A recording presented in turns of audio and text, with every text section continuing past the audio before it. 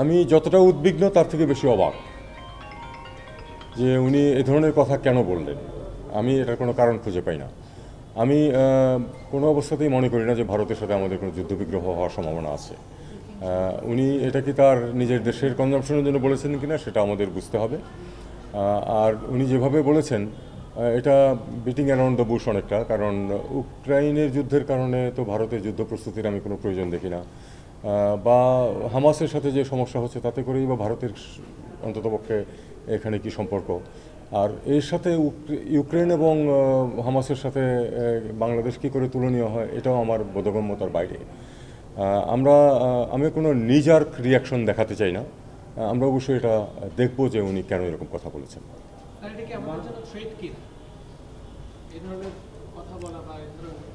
আমি এখনও মনে করি যে এটা উনি তার নিজস্ব অভ্যন্তরীণ কনজাম্পশনের জন্য বলেছেন, কাজেই আমি কোনো স্পেকুলেট করতে চাই না। আপনি খুব পিছন থেকে প্রশ্ন করেন সবসময়, এটা একটু সমস্যা। আপনি প্লিজ একটু সামনের দিকে এসে বলেন। না না, ইন্ডিয়াটা সেরে নেই আমি। ইন্ডিয়াটার লাস্ট প্রশ্ন এটা ধরুন।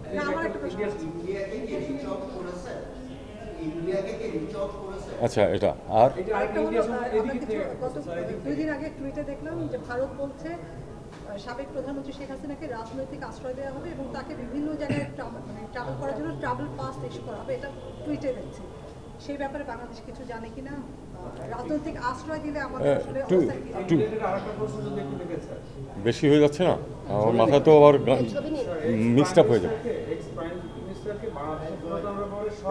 এই প্রশ্নটা আরেকবার করবেন না, কারণ এটা আমি গত ৩-৪ দিন এটার উত্তর দিয়েছি এবং আমার অবস্থানটা পরিষ্কার করেছি। এটা আর বরং আমরা না বলি, আমি এই দুটো প্রশ্নের উত্তর দেওয়ার চেষ্টা করি, তাহলে করে আমরা ভারত শেষ করি। সেটা হলো যে আমি এই মুহূর্তেই এই সম্বন্ধে কিছু বলতে চাই না, কারণ আমি বললাম যে এইটুকু যোগাযোগ হয়েছে, ওইটুকু যোগাযোগ হয়েছে, এটা বরং রাখুন। আমি বলেছি যে নিজের কোনো রিয়াকশন দেখাতে চাই না। আমরা অবশ্যই এটা দেখব যে কি হচ্ছে, কেন হচ্ছে, এটা আমাকে দেখতে হবে। আমরা সেটা দেখব। অন্য কোনো ইস্যু, রাজনৈতিক আশ্রয় স্বাভাবিকভাবে যে কোনো দেশ যে কাউকে রাজনৈতিক আশ্রয় দিতে পারে, দেওয়া উচিত কিনা এক্ষেত্রে সেটা হলো দেখার বিষয়, সেটা আমরা দেখব। আপনি যে বললেন দেওয়া উচিত কিনা দেখবো, মানে কি আমরা কি যদি রাজনৈতিক আশ্রয় নিশ্চিত হই তাহলে কি আমরা প্রতিবাদ জানাবো বা তাদেরকে বলবো যে তাকে দেওয়া উচিত না? দেখা যাক সেই পরিস্থিতিতে আমরা, আপনারা তখন প্রশ্ন করবেন, তখন আমি উত্তর দেবো। আপাতত এটা থাকুক। গতকালকে আমরা শুনেছি যে 12,000-এর মতো রোহিঙ্গা বাংলাদেশে প্রবেশ করেছে, আরো 50,000-এর অধিক রোহিঙ্গা অবস্থান করেছে সীমান্তে।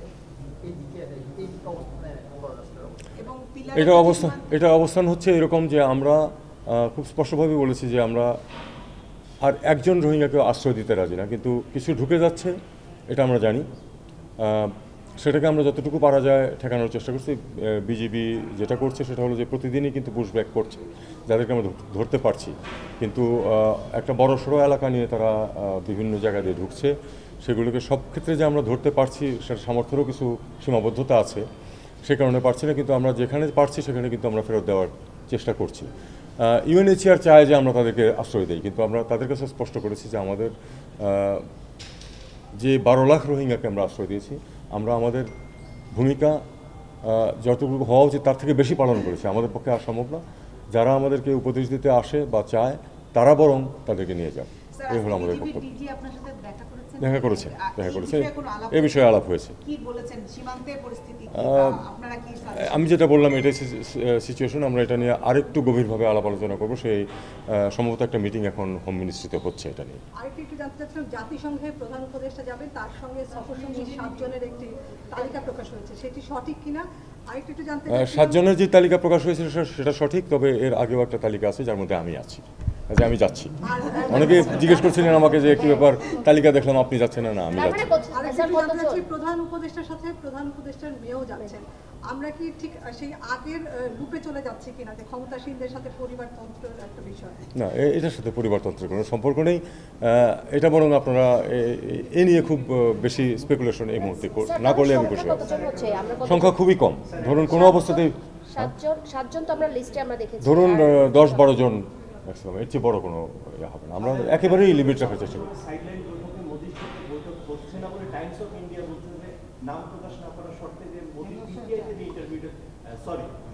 অধ্যাপক ইউনূস পিটিআইতে যে ইন্টারভিউটা দিয়েছে সেটার কারণে সম্ভবত সাইলেন্ট বৈঠকটি হচ্ছে না। এটা আমি এখনও কিছু বলতে চাই না, কারণ আমাদের কাছে কোনো কনফার্মেশন নাই যে হচ্ছে অথবা হচ্ছে না।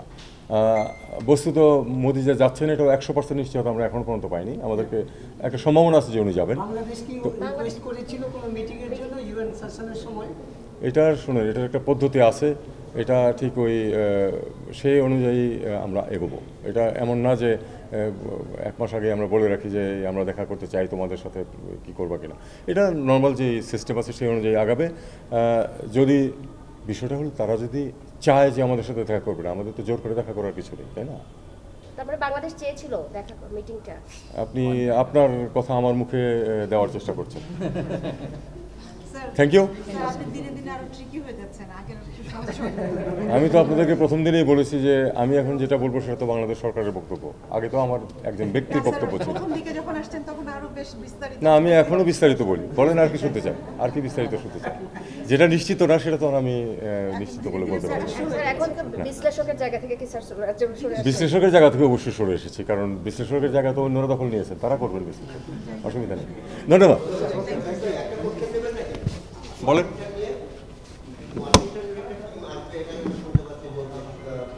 এটা যেটুকু বলেছে আসলে নতুন আর কিছু নেই, এটা আসুক স্যার তারপর একটা তখন আমরা বিষয় একটু জানতে চাই, জাতিসংঘের যে সেকেন্ড টিম আসবার কথা